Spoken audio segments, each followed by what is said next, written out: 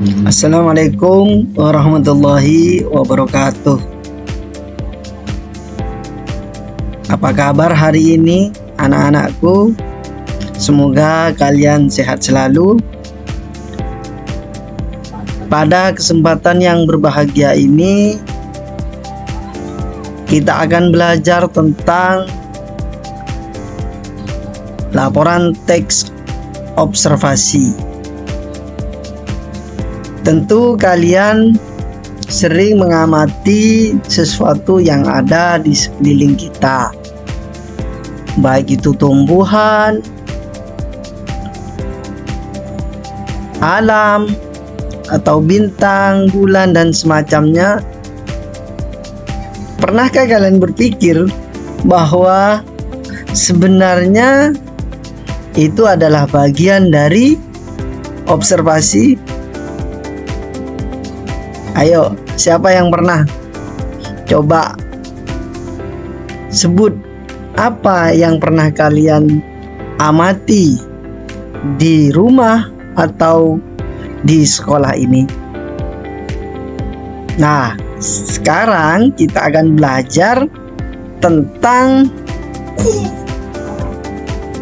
observasi itu, atau kita persempit dengan laporan observasi. Sebelum Bapak melanjutkan ke pembelajaran kita hari ini, tentu Bapak akan memberikan tujuan pembelajaran agar nantinya pembelajaran kita lebih terarah. Di mana pembelajaran kita hari ini pertama yaitu memahami ciri-ciri dari teks observasi. Yang kedua, nanti kalian dapat memahami langkah-langkah membandingkan sebuah informasi. Dan yang ketiga, nanti kalian dapat memahami tentang struktur dari laporan observasi. Baik, kita awali dengan apa itu observasi atau apa itu laporan teks observasi. Laporan observasi adalah teks yang mengandung laporan umum atau kita sebut sebagai teks yang sesuai dengan laporan observasi. Itu adalah pengertian dari laporan teks observasi. Sekarang kita sudah paham kan apa itu teks laporan observasi? Coba adik-adik semua dibaca kembali pada halaman 3, yaitu pengertian dari laporan observasi. Selanjutnya kita akan belajar apa saja ciri-ciri dari teks observasi. Di sini ciri-ciri dari teks observasi itu ada 5. Yang pertama, teks observasi harus berdasarkan fakta.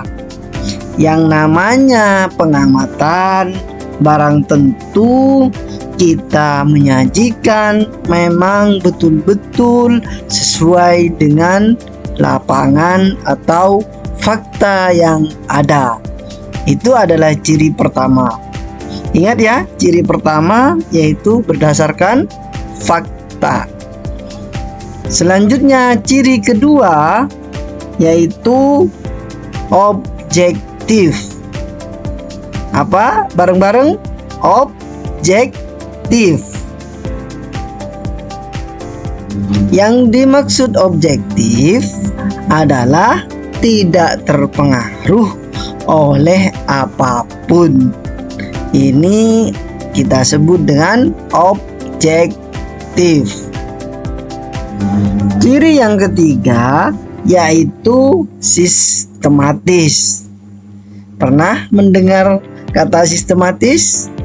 Sistematis itu berarti sesuai dengan urutan atau langkah-langkah, di mana teks laporan observasi biasanya dimulai dari pendahuluan, kemudian isi, dan yang terakhir adalah penutup. Ini adalah sistematika atau struktur dari teks laporan observasi. Yang keempat yaitu lengkap. Sebagaimana kita tahu bahwa lengkap memiliki arti yaitu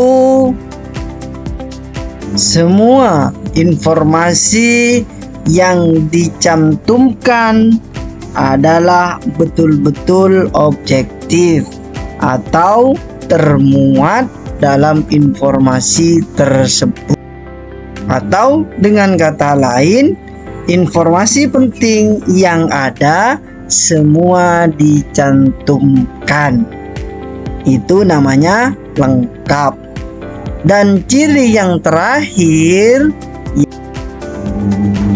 yaitu dapat dipertanggungjawabkan. Artinya apa?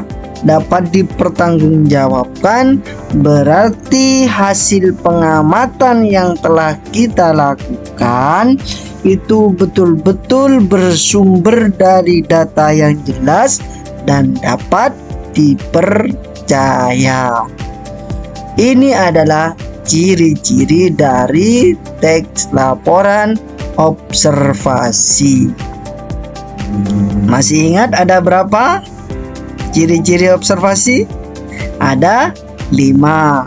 1. Berdasarkan fakta. Yang kedua yaitu objektif.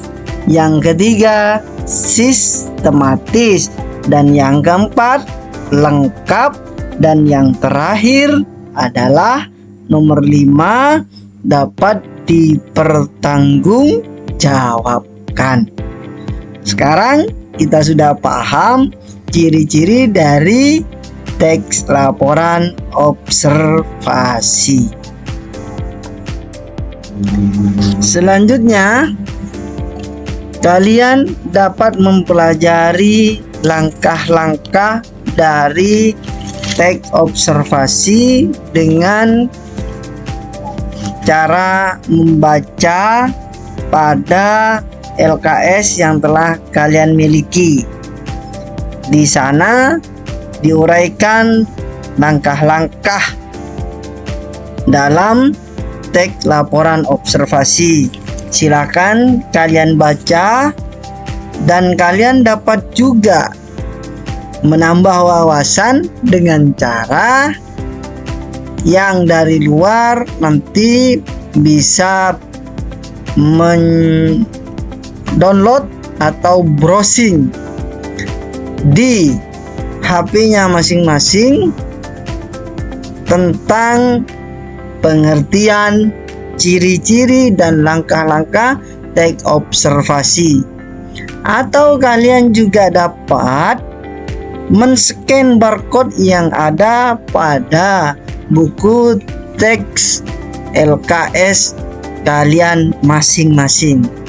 Yang dari pondok jangan berkecil hati, kalian dapat nanti membaca atau mencari di lab komputer jika ada waktu senggang. Dan terakhir, ini sebagai tugas yang dapat kalian kerjakan sebagai evaluasi dari pembelajaran kita hari ini, yaitu kalian dapat mengisi dan mengerjakan soal-soal yang ada pada LKS kalian masing-masing, di mana ada tugas mandiri 1 sampai 5. Ini nanti kalian isikan, kalian jawab pertanyaan-pertanyaan berikut, dan pada pertemuan yang akan datang Bapak akan mengoreksi hasil kerja kalian masing-masing. Mungkin untuk pertemuan hari ini cukup sampai di sini. Kurang lebihnya mohon maaf. Wallahul muwaffiq ila aqwamit thoriq. Wassalamualaikum warahmatullahi wabarakatuh.